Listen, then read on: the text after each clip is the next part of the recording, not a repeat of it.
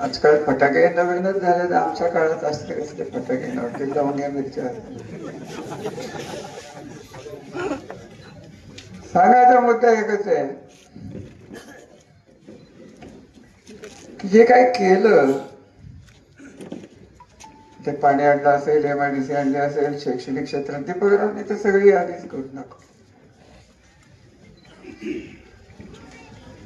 कार्यकर्ते सांभाळले. माझं एक वाक्य पैठण शहराच्या निवडणुकीत गजानन चौकात नगरपालिकेची निवडणूक होती तेव्हा मी शब्द दिला होता की त्याच्या आधी या तालुक्यात गटबाजी इतकी माजलेली होती. हे गटाचे नेते आणि त्यांचं राजकारण म्हणजे सर्वसामान्य माणसाचं राजकारण. त्यांचं राजकारण म्हणजे पाण्याचे प्रश्न त्या काळात भीषण होते.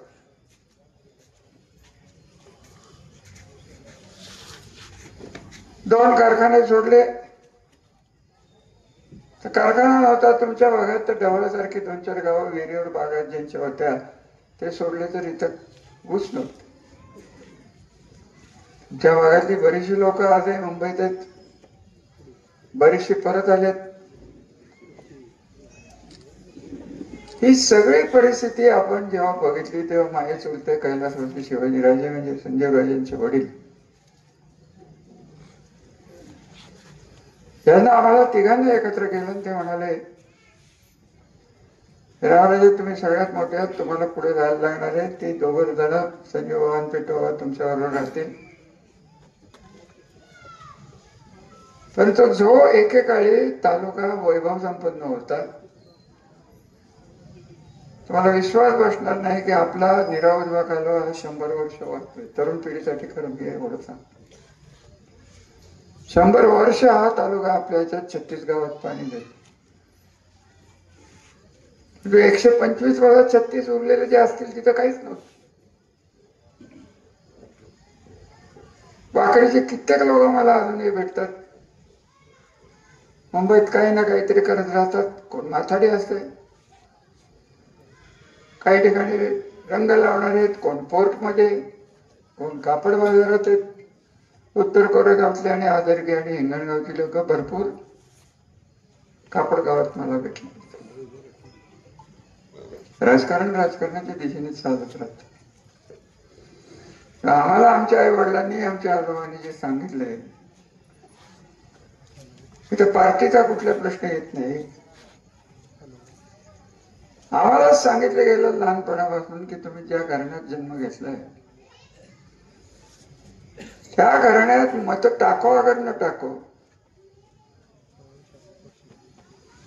त्या घराण्याची संस्कृती 1200 वर्ष आमच्या घराला इतिहास आहे. त्यावेळेस समोर बसलेली लोक ही जनता आहे, हे मताचे गठ्ठे होऊ शकत नाहीत. आणि गेली 30 वर्ष आम्ही हेच पाळलं. मला कोणी सांगा बऱ्याच गावातली लोक इथे आलेले आहेत. ते स्वतः त्यांची आधीची पिढी कोणाच्या गटात ना आले, कोणाच्या गटात होते कधी विचारलं. श्रीराम गारगाण्याचे इलेक्शन येऊन घातलेले, कारखाना आला बिनविरोध आमच्याकडे आला. कधी विचारला की हनुमंतरावच्या गटात कोण होतं, कोण इथं नव्हतं, कोण होतं. का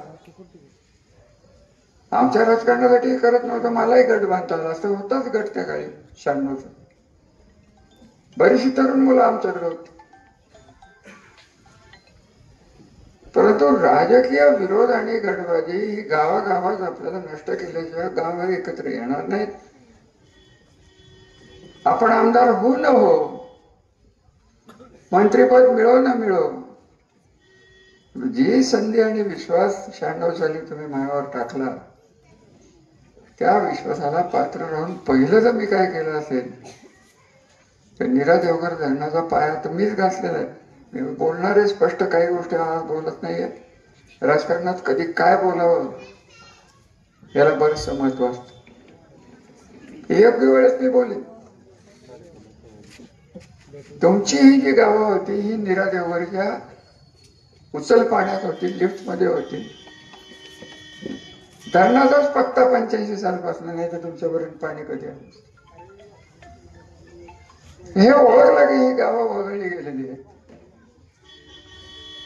आणि पाणी नीरज देवगरचं तुमच्या खाली होतं, उताराला होतं, नदीला होतं,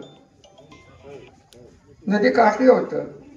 त्याचं लिफ्ट करून तुम्हाला इकडे आणायचं. त्यापेक्षा इकडनंच प्रवाही कालवा जर आपण काढला तर काय होईल, असा विचार माझ्या डोक्यात आल्यानंतर मी पाण्याचा शोध घ्यायला लागलो. आज जे तुम्हाला पाणी दिसतंय, जिरकटापूरचं पाणी जे दिसतंय, कोरेगाव मधलं वसना वगनाचं जे पाणी दिसतंय, या कृष्णेच्या पुराला कुठेतरी आपलं करावं म्हणून आपण या सगळ्या योजना केल्या. पुराचं पाणी हे पुढं कुठेतरी जाऊन कर्नाटक आणि आंध्रात जाण्यापेक्षा आपल्या भागाला 4 महिन्यासाठी जरी आलं तरी एक पीक तर आलं असतं. एवढं तर नक्की.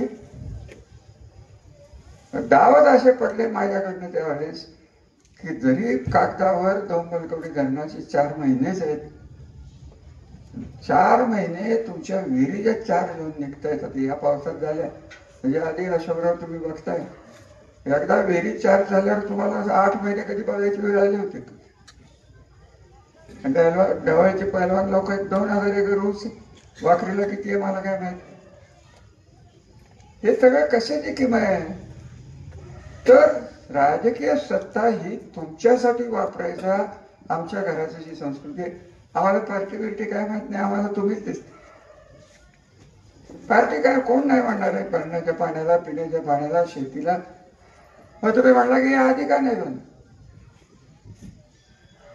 तेव्हा राजकारणावर केंद्र जास्त होतं. मी तुमच्यावर लक्ष केंद्रित केलं. तुमची पुढची पिढी बागायतदार कशी होईल बघेल, माथाडी कामगारांची जाणारी मुंबईचा ओघ कमी कसा होईल हे बघेन. मला तर आठवत आहे की 1996ला मी पहिल्यांदा मस्जिद बंदर मध्ये गेलो. मस्जिद बंदर मधली कोणतरी तुम्ही आला होता की नाही माहित. गुलाबराव ढावळा खंडाळ्याचे तेव्हा तुमचे नेतृत्व. हे माझं जगताप सर नंतर, आणि नंतर फार 96 सांगतो. तेव्हा सगळीच लोक होते, आनंदराव चव्हाण होते, दहेगाव, म्हणजे 12 बांधणी झाल्या तेव्हा लोकांना वाटत नव्हतं ना आपल्याला टिकतील ना टिकतील. लोकांनी जो विश्वास टाकला त्याला पात्र ठरवून आज मी तुमच्या समोर उभा आहे. ते 8 महिन्याच्या 12 महिने कसं झालं, काही लोक म्हणतात मीच आणलं. आता त्याने कृष्णा नदी जरी मी आणली म्हणली तरी आपल्याला बोलण्यापर्यंत काय.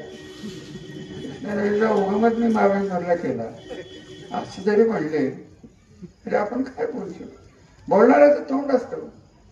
आता येताना तुम्ही मला किती लंगडत होतो बघितलं. कारण काय, कोण आलं होतं त्या डोंगरात फिरायला. इकडे तुमच्या शेजारी इथं जोर आहेच, मला वाकड्याला जोर आहे ना इथं कुठेतरी. त्यांना विचारत अहो ह्या डोंगरात कधी कोण तिकडचे आमदार गेले नव्हते, अशा ठिकाणी जाऊन त्या लोकांचा विश्वास संपादन केला. मला आठवत आहे दीपकराव तुम्ही 15 वर्ष आमदार होता, 35 हेक्टर वन खात्याची जमीन मी 3 महिन्यात बाहेर काढली आहे. हे करायला कोण होतं हो, सरकारी अधिकाऱ्यांच्यावर अवलंबून राहिलं, त्यांना शिवाय शब्द द्यायचे हे होत नव्हतं. आणि त्या पलीकडे आपल्याकडे त्या काळात पैसेच नसायचे. इरिगेशन खात्याला मला आठवतंय 800 का 900 रुपये बजेट असायचं वर्षाला. तर निम्म जास्त तिकडेच जायचं. लिफ्ट बांधू नका हे धोरण तेव्हाच ठरलं. अहो आपलं कृष्णेचं पाणी वाया जाणार आहे तर अडवलं नाही, जिरवलं नाही, वापरलं नाही. आंदोलन कर्नाटकला जाणार आहे याच्याकडे राज्य पातळीवरनं कधी कोणी गांभीर्याने बघितलंच नाही. मी आमदार झालो तेव्हा आपल्या जिल्ह्यात मला आठवत आहे 2 कोयना आणि फुटकळ इतर धरणं आणि कडे, या 3 धरणाशिवाय एक धरण नव्हतं. हिरादेवर नव्हतं जे आपल्याशी संबंधित आहे. दोंबलकवडीच्या पाण्याचा शोधच मी तुम्हाला सांगितलं की हे 10-12 TMC जे पुराचं पाणी होतं ते आपण आपल्याकडे वळवून वाईचा ड्राय भाग, खंडाळ्याचा ड्राय भाग, आपला ड्राय भाग, या तिन्हीला चांगल्या प्रमाणात उत्तर गोरेगावचा ड्राय भाग. अगदी कोणी किती बोलून द्या, माझी तर इच्छा होती हे 4 TMC पाण्यातलं जे काही राहील त्याचं मांडलाही द्यावं. मांड हे आपल्यापासून 1800 फूट उंचीवर आहे. त्यांच्यासाठी 0.50 अर्धा टीएमसी पाणी ठेवलेलं होतं. ते जिया कथाप्रमाणे मी माझ्या हाताने दिलं. असं मी केलेलं नाही. आता पर्यटनला मी जास्त देणारच, कारण तिथला आमदार काय देऊ. आणि आपली भूगोलच असं आहे की आपल्याकडे पाणी हे जास्त येणारच होतं. तर मी काय, हे झालं ते झालं. तुमच्याकडे ऊस लागले. आता जे 2 कारखाने आपण कंट्रोल करतोय, आपल्या नियंत्रणात आहेत, कदाचित तुमच्या तक्रारी असतील की आमच्याकडे टोळ्या येत नसतील. तर टोळ्याची मागणी मी कधी ऐकली नव्हती. रोजगार हमीची मागणी या भागातनं कायमस्वरूपी उभं केली. तर तुम्हाला आठवत आहे जुन्या गोष्टी, तर तरुण पिढीला रोजगार हमी, रुमाल बांधून करणारी कामं, रोजगार हमीत पैसे नाही मिळाले तर सरकारने दिलेला गहू तो ब्लॅक मध्ये विकायचा, हे सगळंच आपलं बघून झालेलं आहे. डिसेंबर मध्ये बोलला इथं टँकर, हा तुमच्या गावाला तर इथं मला त्यामुळे टँके बघते बऱ्यापैकी मोठा येत होता. काय त्याची परिस्थिती मला माहिती. तो भरतोय बलकवडी. बाणगंगा यावेळेस भरलं. काय भरायचं राहिलं या बलकवडीने. संबंध भागात पाणी कोणाला आलं असेल ना नसेल, भू पातळीच्या खालची जी लेवल गेली होती पाण्याची, ती या पाण्याने रिचार्ज झालेली आहे. आणि म्हणून खरं सांगायचं तर या भागात मला जे पाहिजे होतं की संपन्न दुष्काळी भाग, दुष्काळाचा लागलेला आपल्याला लेवल, हे आपल्याला नाहीसं करायचंय. आणि त्यासाठी 30 वर्ष मी झगडलेलो आहे. मला अगदी खरं सांगायचं तर वाखरीला इथं मला स्पष्ट सांगायचं की यांच्याकडे गांभीर्याने कोणीही बघितले नाही. आपलं पाणी जवळजवळ अरविंद मेहता त्या काळात त्यांना विचारा, मी तेव्हापासून सांगत होतो हे कृष्णा खोऱ्यातलं पाणी, त्यात कोयना आलं, कृष्णा आली, भीमा आली, सगळ्या खोऱ्यातलं 120 TMC म्हणजे जवळजवळ एक कोयनेचं पाणी कदाचित फेर विचारात जाईल. लक्ष दिलं नाही. आपण दिलं, राज्य पातळीवर निघाल. पैशाची तर सोय मी केली. 96 झाली, महामंडळाची स्थापना झाली. मला एक सांगा, सातारा जिल्ह्याच्या 8, 10, 5 धरणं जी काही दिसत आहेत त्याचं जे पाणी इकडे तिकडे गेलंय, ही जर कृष्णा महामंडळात रोखे काढून, रोखे म्हणजे काय, एक प्रकारचं कर्ज आहे. मी 5,000चा रोखा घेतला तर ते सरकारने मला दिलेलं कर्ज, मी सरकारला दिलेल्या कर्जावर आपण धरणं बांधावी, नाविन्यपूर्ण आयडिया मी केली. त्याची साक्ष मुदोदी क्लबच्या ग्राउंडवर मनोहर जोशींनी तिथं आले होते. इथं काही लोक बसलेत. इथं त्या काळातले आज जे बोलतायत की मी केलं मी केलं, त्यांचे जन्मच नव्हते ते. तो तर विषय सोडून दे. तर त्यांच्या आधीची पिढी मला अजूनही आठवतं. स्टेजवर मागे बसले होते, ऐकत होते. कोणालाही सुचलंच नाही हो.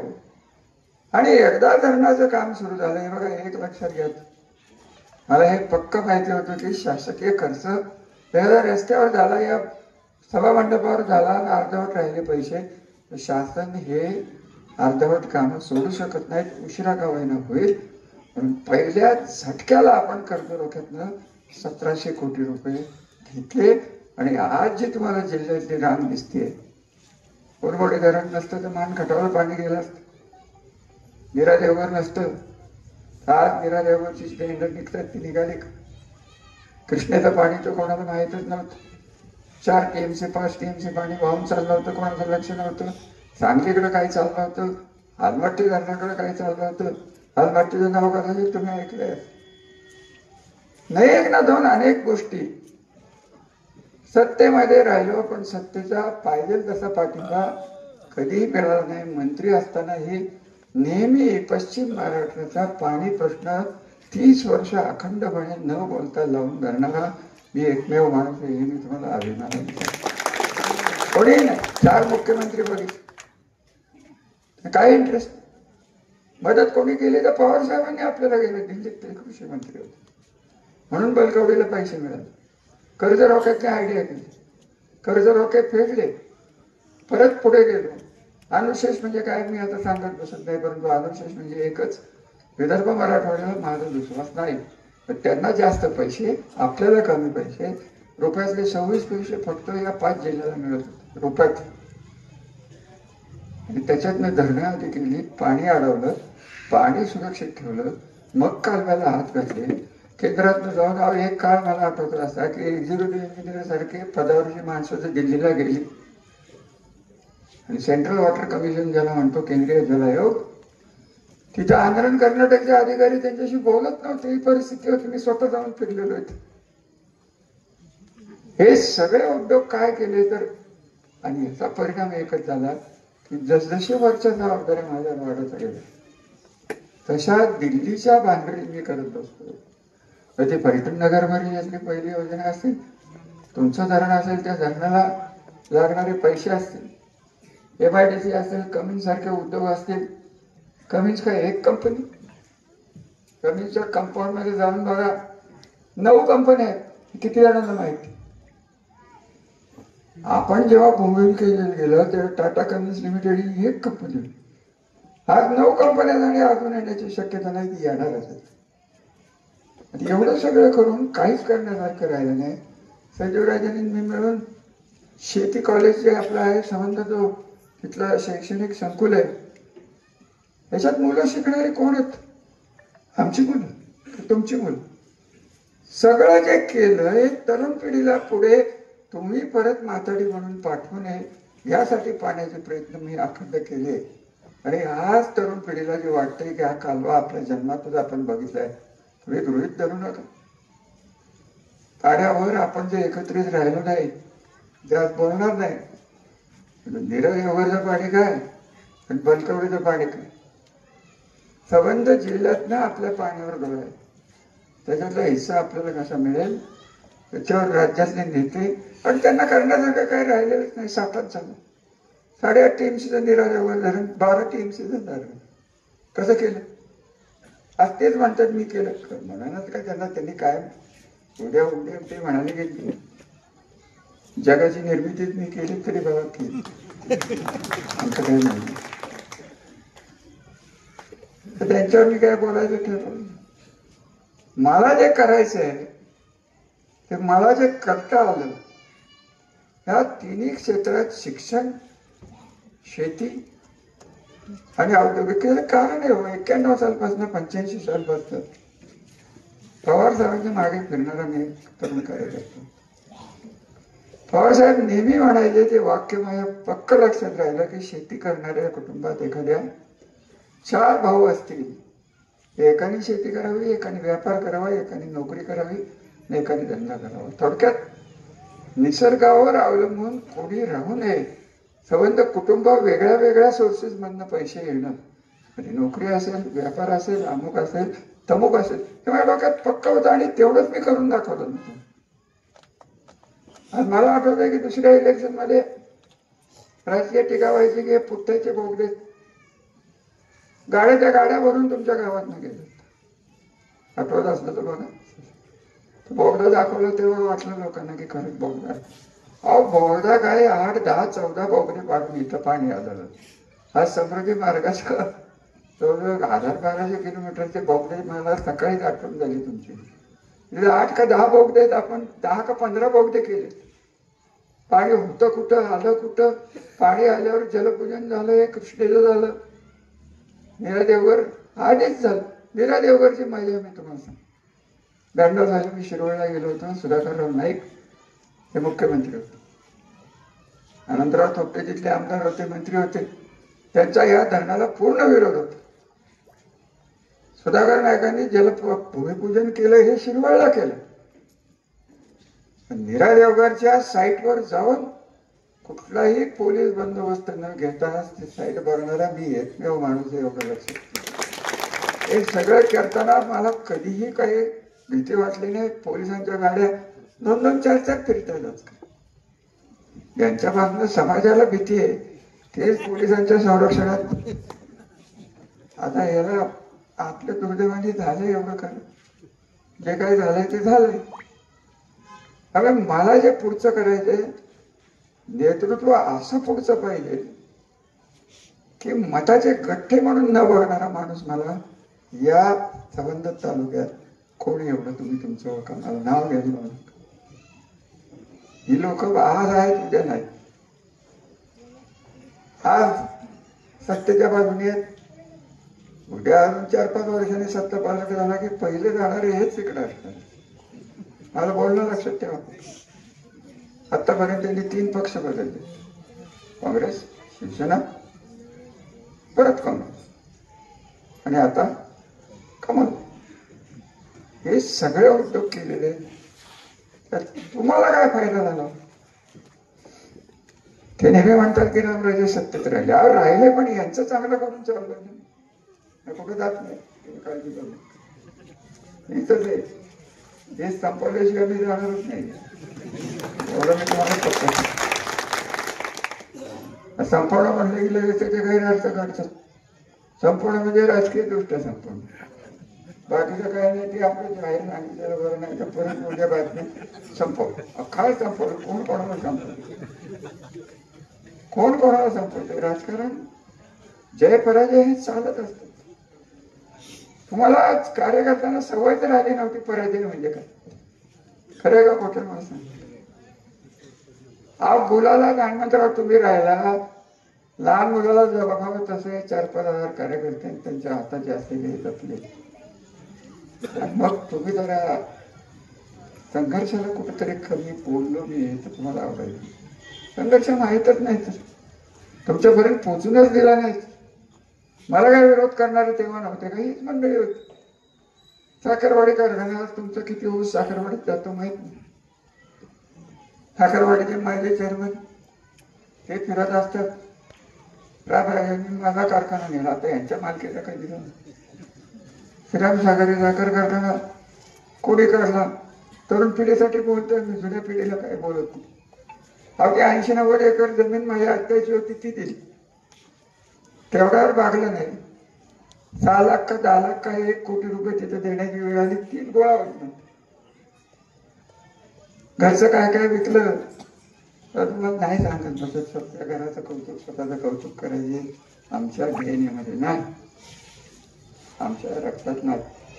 काय करायचं ठेवलं या तालुक्याने. मग तालुक्याने मला ह्या सगळ्या केल्याचं हे बक्षीस दिलं होतं. हे जे काही घडलं 4 महिन्यात, आणि हे बक्षीस तेही तुमच्यासाठी स्वीकारेन. परंतु जे कोण नेतृत्व या तालुक्याची विस्कटलेली घडी एकत्र करून कमावलेलं नीट ठेवेल, पाणी नीट ठेवेल, इंडस्ट्री नीट ठेवेल. मी नाही गेलो कुठल्या कारखान्याला कुलूप लावायला, मी नाही गेलो. आमची लोक घेत नाहीत म्हणून आम्ही ते कुलूप कमीच बंद करून टाकतो. अगं कमीच काय, तुम्ही काढा. तुमच्याकडे एक कारखाना आहे, इथं किती जण तिथं नोकरीला आहेत मला माहित, पगार किती आहेत त्यांनाच माहित, आणि पगारापेक्षा कर्ज किती आहे ते विचारा. ते बोलणार नव्हतं, पण ते काय बोलल्याशिवाय माझ्या तोंडाला खराब सवय लागली. नाही गबास अशोक तुझ्या 75ला बोलेल, गबास कधी बोलायचं ते मी करणार. ते म्हाताऱ्याचा रस नाही. मोदराव बरोबर का करेक्ट. मोहनने मला सांगितलं त्याला बोलून देऊ नका. दादा ही जुनी माणसं थकत चालली, त्यांना सांभाळून आमची गाडी पुढे चालली.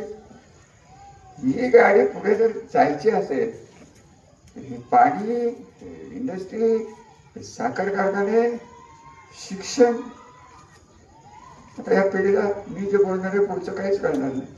किती जणांना कळतं व्हायचं कृत्रिम बुद्धिमत्ता म्हणजे काय. तुमची शेती या कृत्रिम बुद्धिमत्तेवर येणार सर आलीये. तुम्ही जाऊन द्यावं, तुम्ही आमच्या त्याच्यात नको त्या वाचण्यामुळे आम्हाला कळतं. नाही तर काय विषय असा आहे की हे करणारा कोण, ही दृष्टी ठेवणारा कोण. हे जे पाणी तुम्हाला परवा मागच्या पावसात दिसलं, रोहिणी नक्षत्र आपल्या तालुक्यात किती जणांनी बघितलं. तरुण पिढीलाच परत येतो. मान्सून 8 जूनला येत होतं की नाही एवढं सांगा. पेरण्या होतच होत्या ना.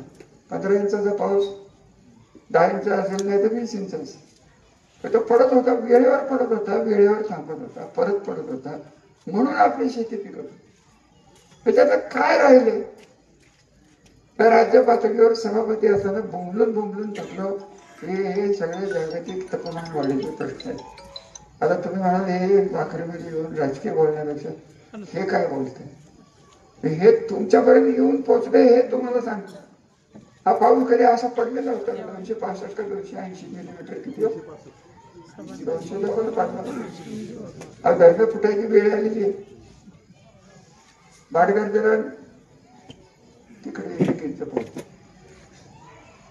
मीरा देवघर नाही, बलकवडी नाही. आता महाबळेश्वरमध्ये परवा झालेला आहे तिकडे पाऊस नाही आणि लाभक क्षेत्रात बुडीत क्षेत्रात नाही, लाभक क्षेत्रातच पाऊस पडतो. हे कशाचं लक्ष? वेळेवरचं लक्ष नाही. आपल्याकडे पाऊस कधी येत? गौरी गणपतीत येत. बरोबर आहे विष्णू? आपल्या विष्णू तुला बघून मला काय ती आठवण येते म्हणून नाही. त्याला सुरुवातीला मी तेच म्हणायचं होतं, तुझं नाव काय जाऊन द्या आता जुने दिवस. तर जुने दिवस विसरून चालणार नाही, केलेलं ठेवणार नाही. अशी लोक तुमच्या उरावर येऊन बसली. तुम्ही तुमचं ठरवायचं, आम्ही शेवटपर्यंत लढणार आहोत. तालुक्याची घडी बिस्कटाची एकत्र आणणार आहोत आणि त्याची सुरुवात या भागात नवनाथ पाटलांनी केली. त्यापासून मी हृदयापासून तुमचं आभार मानणार आहे की इथं आम्ही येत नव्हतो. मी स्वतः जास्त येत. संजीव बाबा नंतर आमदार हे तुमच्या संपर्कात जास्त असतात. मी तेव्हा सभापती होतो. नवीन पिढीला हे सांगायला लागणार नाही. हे जे आपल्यातनं गेलेत त्यांना माझ्या शुभेच्छा. आणि त्यांना एकच मी सांगेन की त्यांच्याकडे गेलेल्याचं कधी चांगलं झालं आहे असं एकही माणूस मला बघायला मिळालं नाही. परंतु मी आमच्याबरोबर होता, जे काही आमचं काय चुकलं असेल म्हणून तुम्ही गेला, झालं गेलं ते समुद्राला मिळालं, त्यांनी त्यांची वाट पकडली. या वाटेवर आपलं जाऊन काही होणार नाही एवढं सांगण्यासाठी मी नामराज म्हणलं की बाबा कार्यक्रम घ्या, लोकांशी बोलून द्या. तुम्ही सारखं म्हणता रामराई 15 वर्षात 20 वर्षात कधी दाखवला इतका आला नाही. अहो येत होतो पण समोरच बसत होतो ना. कुठं हा नानाची नाही कोणी ओळख करून दिली. आता आम्हाला माहिती आहे कोणाची असते गावात. आमच्यापर्यंत न पोहोचणारी माणसंच गावात असणार. आमच्या पुढे असतात ते गेली तिकडे. आम्हाला हे धडा मिळाला की जास्त विश्वासाने प्रेम दाखवू नका. आम्हाला कळलंच नाही काय कॉन्ट्रॅक्टर गेली, उद्या सत्ता बदल झाली. अहो आम्हाला त्यांच्यासारखं वागता येत नाही म्हणून राहू. तिकडे गेलेल्या कॉन्ट्रॅक्टरची बिलं अडवायला म्हणाले मी अजून आमदार आहे, त्या घरी तक्रार केली तर बास होते. करू का? नाही हो, आजकाल हा मुद्दा आहे. हनुमंतराव मला असे जाणारे कार्यकर्ते भेटतात की तुम्हाला एवढे वर्ष सत्ता होती मग त्यांचे कार्यकर्ते का ठेवले? अरे मग या भानगडीचा आपला तालुका मागे राहिला होता म्हणून आम्ही आपलं नीट वागलो. ते आम्हाला पटत नाही, मला वैयक्तिक पटत नाही. भांडणं करावी तर नेत्यांची करावी. कार्यकर्ते गाव पातळीवर माणसाला उद्याचं काय पडलं आपल्याला कळत नाही. अहो माझ्या काळात हे तातवड्याचे पोपटराव आले त्यांना आठवत, मनी ऑर्डरवर गाव चालवत होतं बोलराव. बापूराव तुम्हाला आठवत असेल, मनी ऑर्डर यायची तिथं माथाड्यांचं. तेव्हा इथं रेशनच्या दुकानावर सिमेंटच्याकडं बऱ्याच गावात मी बघितलं. जेव्हा होतं तेव्हा सगळीकडेच फिरलं. गावं बदलली. विकास किती झाला तुमचं तुम्हाला माहित नाही, सभामंडप तुम्हाला माहित नव्हतं. रोजगार हमीचे रस्ते सोडले तर आपल्या तालुक्यात नव्हतं. आज तुम्हाला जे बघायला मिळतं या तरुण पिढीला, आमच्या काळात लोणंद फलटण आणि आदरगीन फलटणीच्या शिवाय मोठा रस्ता कुठं होता एवढं सांगा. शिवाय जास्तीत जास्त फलटण पंढरपूर तोच रस्ता.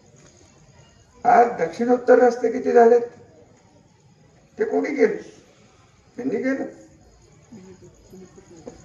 आज हिंगणगावला जायचं, शेरीच्या वाडीवर नाही जाता येते, आदरकीवर नाही जाता येते. उदाहरण म्हणून सांगतो, सासवडला जायला आजकाल तिकडनं जायलाच लागत नाही, मग इकडनंही जाता येते, मग इकडे कर. अहो हे सगळं करायला वेळ लागला. सत्तेचा संधीचा तुम्ही दिलेला तुमच्या विकासाची गंगा पोहोचवणार का?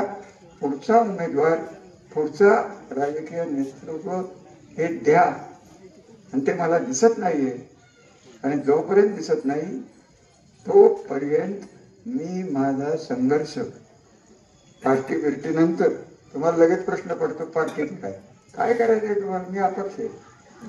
काय म्हणणे पहिल्यांदा काय होतं आपल्याकडे छत्रीच होते दिनकर काय होतं मला आठवत नाही.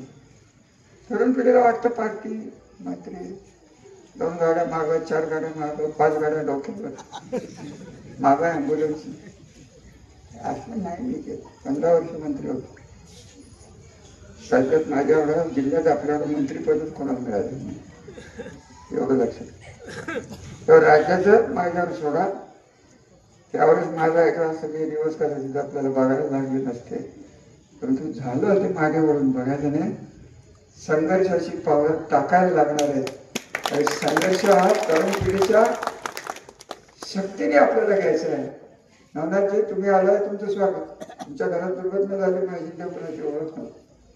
हे असतंय नशिबात लिहिलेलं असतं, त्याला आपण काय करू शकतो. हे सगळं दुःख विसरून गावाच्या भल्यासाठी आणि दुष्काळी भागाच्या गावासाठी तुम्ही आज आमच्या बरोबर आलेला. काही लोकांनी यांना दम भरले. मला माहित नाही ते तुम्हाला बोलले की नाही. ते असं होईल ते तसं होईल. काय होत नाही. एडी आलं तरी बाहेर काढतो. काय होईल हे असते दम. मी घरी दिला तुझी बंदी कधी एखादी सांग शिक्षकांनी कधी बोललोय ना महाबळेश्वर दाखवतो, पाटण दाखवतो. अहो पाटणचीच लोक माझ्याकडे यायची की आम्हाला तुमच्याकडे घ्या. मला काय सांगू तुम्हाला काय काय स्वतःला कळतो. तरुण पिढीला माझं एकच म्हणणं आहे की एकदा वेळात वेळ काढा. मोबाईल नंतर बघा, देवघर बघा, बलकवडी बघा. काढलेला कालवा जो आहे, कालवा भरावा आहे, त्याच्यावरनं मोटरसायकलवरनं त्या बोगयापासून तुमच्या गावापर्यंत इथे या. पाणी कसं येतं ते बघा. आणि त्याला कोणी केलं हे तुम्हीच तुमचंच ठरवा. मी तर म्हणणार मी केलं ते कारण मी केलंच. पाणीच माहित नव्हतं वैलकवडीचं कोणाला. हे पुराचं पाणी 10-12 टीमची शोधलं मी. मला लोकांनी वेळात काढलं त्या काळातल्या नेतृत्व. नाव नाही सांगत बसत ते गेले लोक. त्यांनी कधी बघितलंच नव्हतं. मी तुम्हाला सांगितलं ना कांबेर यांनी कोणीही औद्योगिकरणाकडे बघितलं. आज 2 कारखान्यावर किती लागले असते. 6,000 मुलं कमिन्स मध्ये आहेत की नाही सांगा. किती कमिन्सची मुलं आली. हे पोरं असे चावटे. शिफारस करणार दिनकर चव्हाण, लावणार मी, आणि लावल्यावर उलटा जाणार तो. शिफारस केलेल्या माहिती नाही आपण कोणाची केली आम्हाला तर माहिती असायला प्रश्नच येतो. ते फक्त सांगितलं एवढं करायचं केलं. आणि ही परिस्थिती होईल आलेली म्हणून पोरं 15-20 झाली की डोक्यात फिरते नाही. अहो गाव पातळीवर तुम्हाला त्रास झाला.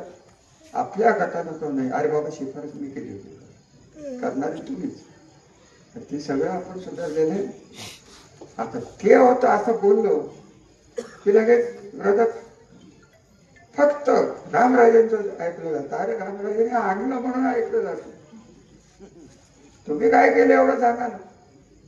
अरे त्यावर नाही म्हटलं तरी मी बोलणार नाही. मला काय त्यांच्या नादाला लागायचं नाही. पण तुमच्यावर बाकी माझा एक दोष आहे की बलकवडीचं पाणी तुम्ही घेताय. तर ज्या खाजगी कारखान्याला त्यांची कारखान्याची जी सगळी मडेगा काय होती ती धुण्यासाठी कारखान्याला बलकवडीचं पाणी नेणार आहे.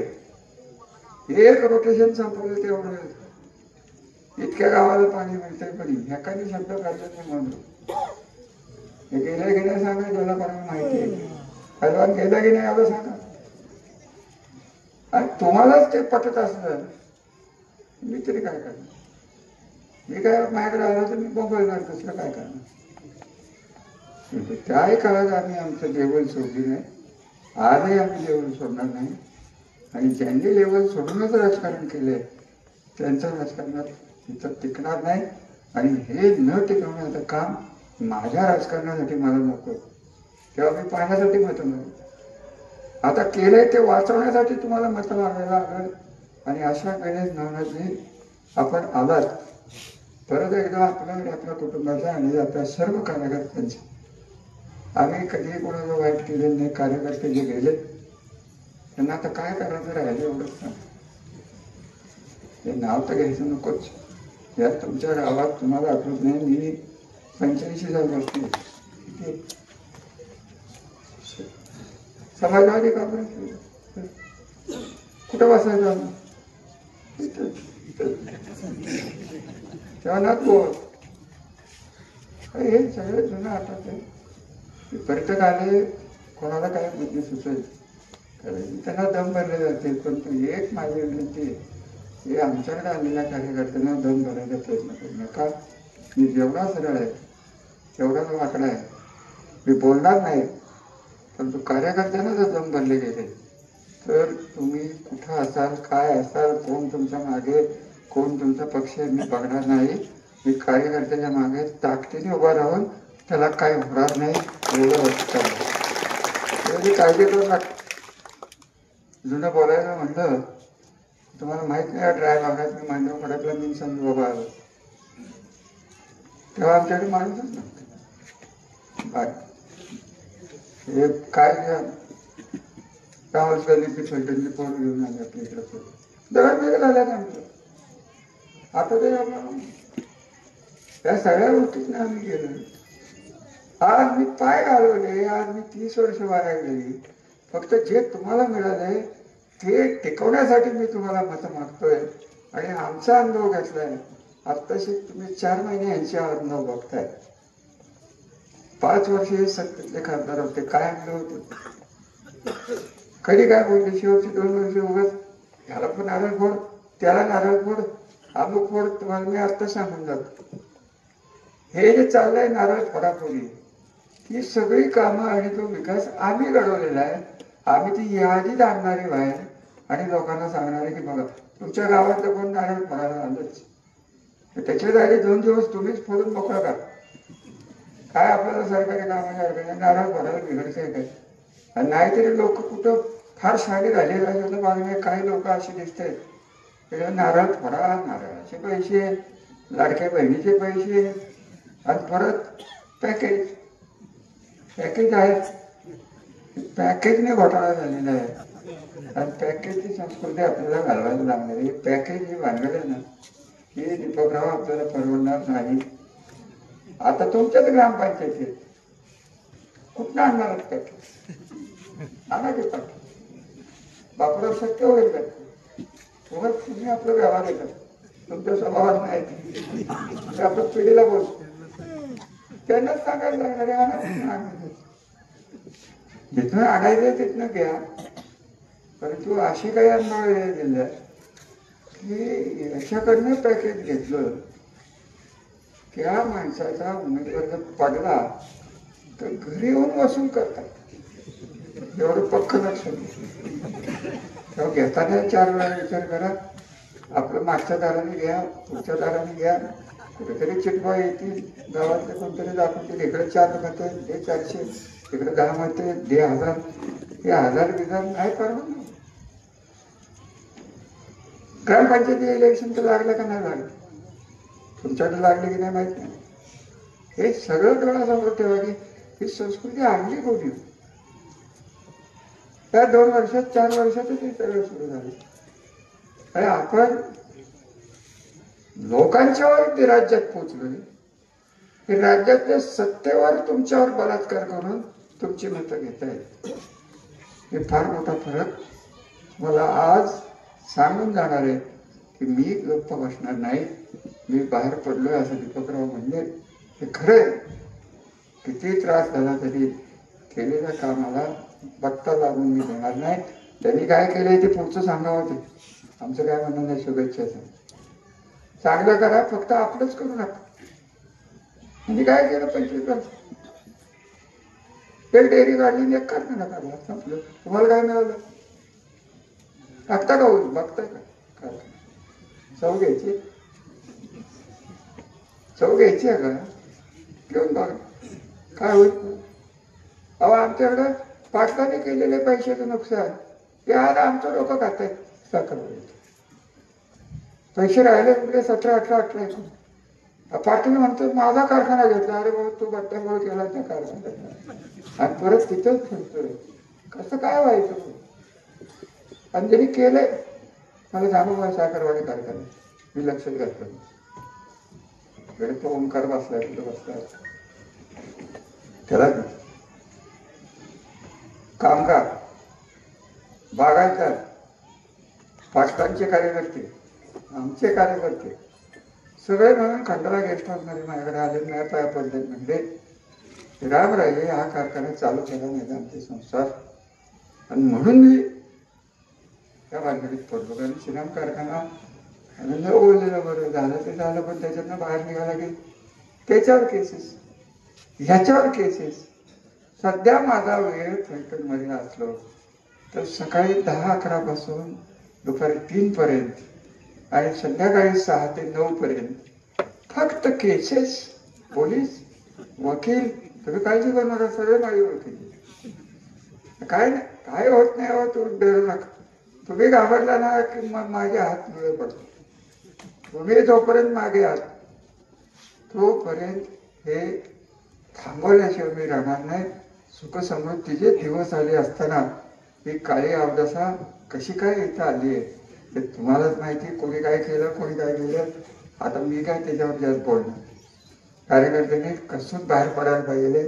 लोकांना समजावून सांगायला पाहिजे की हे चुकीचं चाललंय. आज आपल्याला जो त्रास होणार आहे हा त्याचाच होणार आहे. बाकीचं काही होऊ शकत नाही. आणि तुम्हाला एक शेवटचं वाक्य माझं लक्षात ठेवा की तुमच्याकडं तुम्ही मत द्या नाही तर देऊ नका. आमचं घर जोपर्यंत या तालुक्याचं आणि जिल्ह्यात राजकारणात आहे तेव्हा लोकांच्याकडे बघताना आम्ही मताचे गठ्ठे म्हणून तुमच्याकडे बघणार नाही. विकत घेण्याचा आम्ही प्रयत्न करणार नाही. आणि त्यासाठी नवनाथजी आपले परत एकदा आभार. आपण एवढ्या मोठ्या संख्येने इथं आलात आणि मीही वेळेवर आलो ते फार महत्वाचं आहे.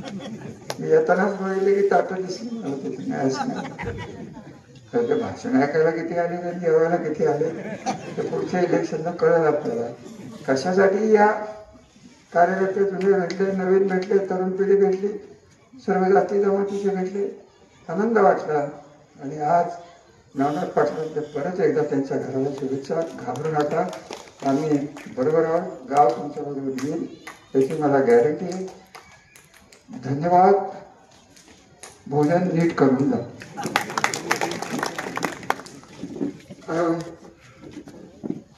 हा नंतर बोलू सर सगळ्या एका वेळेस बोलायचं नसतं.